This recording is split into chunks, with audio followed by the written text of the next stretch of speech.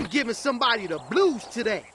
TKN House has donated $5 and says, what do you think about the idea of taking out tail spins and only being able to extend combos using your heat bound? Yeah, I think tailspins is redundant. You should either be able to tailspin or heat bound, not both. And with doing so, that would greatly create different type of combos, right? Like if you can do only this combo with tailspin or only this combo with heat, you now get to choose the different direction you want to go. And that's how past Tekkens used to be. But using all of these together, you can get a max damage, max travel, max Oki setup because it's too much. I think that tailspins should 100% be removed. It does nothing to this game but makes everything worse. It adds no value to the game. Heatbound, you can argue it adds some value. I also seen this tweet from Fighting GM. Fighting GM said, also, thank you for the donut, by the way. Fighting GM said on Twitter, imagine if Season 3 of Tekken, you can only use one heat per match. So you have to be really careful about how to use it.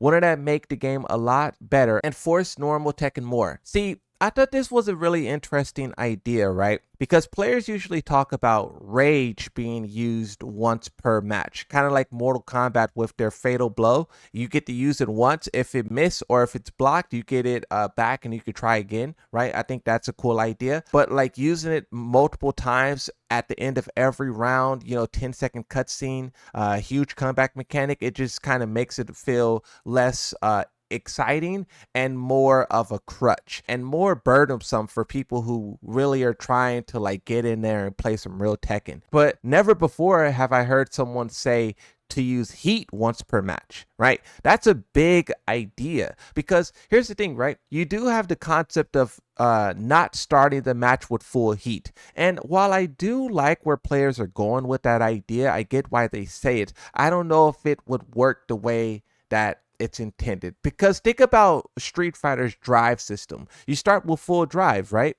And then once you use it, it burns and then it replenishes at the start of the next one, right? And I do think heat should kind of function like that, but at the same time, heat is too powerful. You can use attacks to regain heat while you're in heat. And then heat also gives you infinite installs while you're in heat. So imagine infinitely regaining heat while infinitely using installs. Is there a character who can do that, or do the characters who regain heat not have installs? Maybe you guys can correct me. But I do think that heat is very stronger and more game deciding than drive is, right? And this is why players try to put limitations on it. Now, what I would suggest is that you start off with heat at the full match, but then when you use heat, you then have to gain it back. I think that would be cooler, because the reason why I like heat starting off at the start of the match, or at least the start of the match, start of the round, really start of the match, is because it allows you to be unique with how you use it.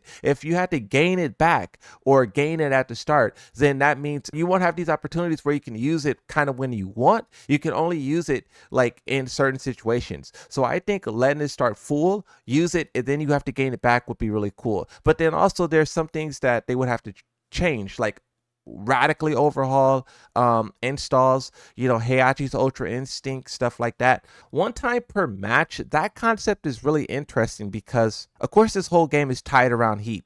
And a lot of properties and attacks were changed to be heat properties. Like if you talk about, Yoshimitsu forward 3 counter hit into Kencha forward 2. That is a situation that was made specifically for heat.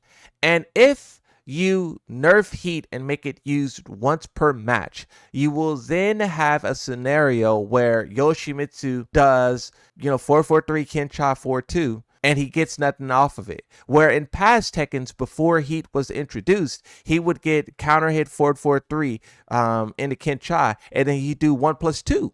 The 1+2 knocked you to the ground for a guaranteed down 1. So the point that I'm highlighting is that if you take the heat property out of the game or once per match, then a lot of these moves that were nerfed because they became heat extensions that have mix-ups, they then become useless attacks.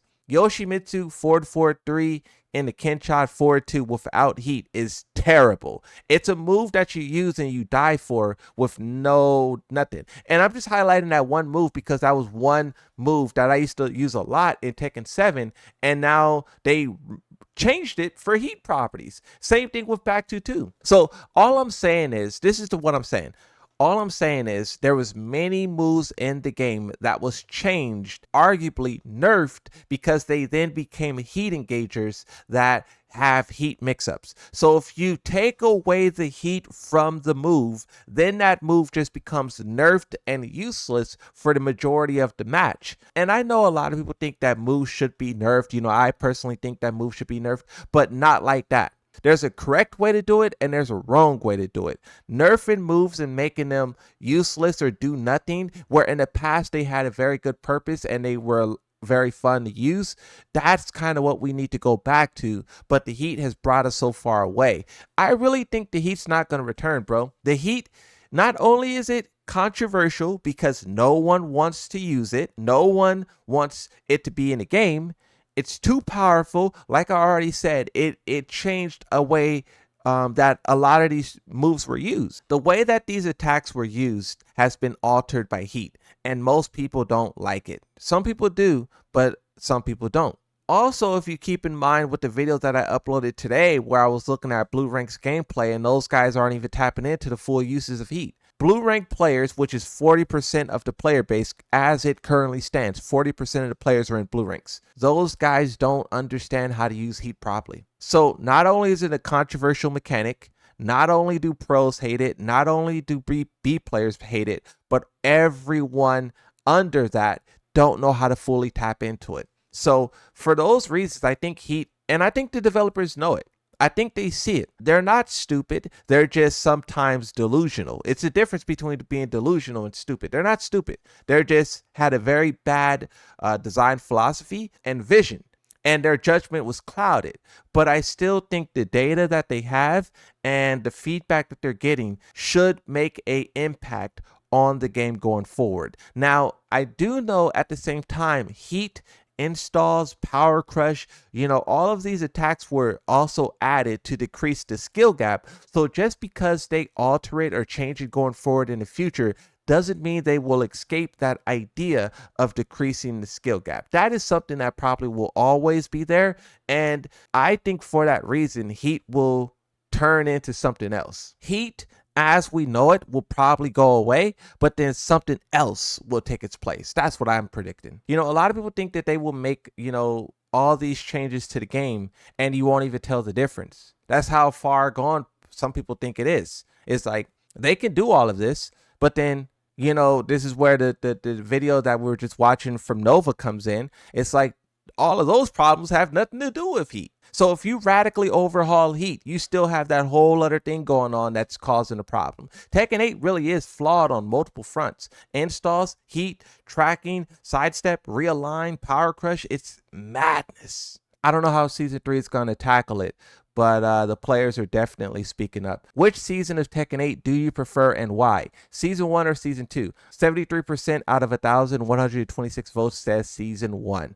I personally would agree, and that's because I'm a Yoshi main and he was broken. Okay, no, I'm trolling. But look, Season 1 was manageable, especially at the end of at the end of Season 1. It was starting to get really good. And I think that Season 2 went so far back. And of course, everyone knows this, right? But FDX weighs in on this and he says, Season 1 was dumb, but we had hope for improvements, right? This is what Season 1 was defined by. Everyone was waiting months upon months upon months for the developers to fix it. This is when FDX got hate because he was saying, they're listening, guys. And really, I don't blame him for that. I blame the developers for letting him down. People like FDX, Maximilian, even the Moonsault Slayer. I was believing in these guys. Everyone was. And they let us down. But about Season 2, FDX says, Season 2 has a great system changes. But those came with mind-boggling character design changes. The death of the Season 1 hopium and some of the worst negativity I've seen in and around Tekken. Tourists are afraid of us. I was talking with Joe Budden, right? and he was talking about the Pokimane era. He was talking about the Sajam era. When he says the tourists are afraid of us, I think that's what he's talking about. Pokimane probably will not interact with Tekken 8 ever again. I think some of the big streamers that was here see the online discussion and they will stay far away. Deep into Tekken 7's lifespan, you had this moment where XQC, Forzen, and a lot of other guys showed up and they were playing Tekken 7. That is because the discussion about that game was positive, it was exciting, and it was entertaining, and people wanted to get in. But if you look at what changed, it's not the players. The players is a reaction to the change, but the change is the developers' obsession with decreasing the skill gap and catering to everyone. The developers have to realize that they threw the first stone, and the players, yes, it's not okay for them to react in the way that they have. You know, even I made some videos where I got really crazy, right? But the developers have to realize that they did this. But I don't know. I don't know if they could keep up this way. Yes, their viewership in tournaments is high. Yes, their player numbers is maintaining.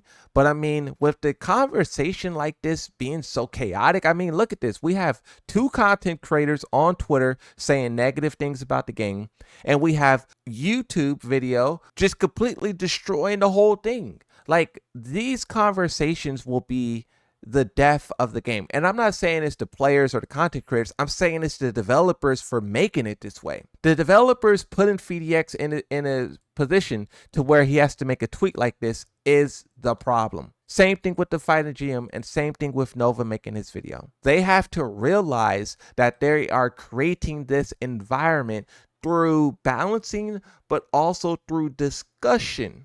I think the fact that Nee and Arslan was during the time of Evo, they were like yelling at each other and trying to attack each other's characters. I think the fact that Nee and Arslan stooped to the level of like a Moonsault Slayer and was talking about trash characters and carried this and carried, it shows what this game is bringing out of the players.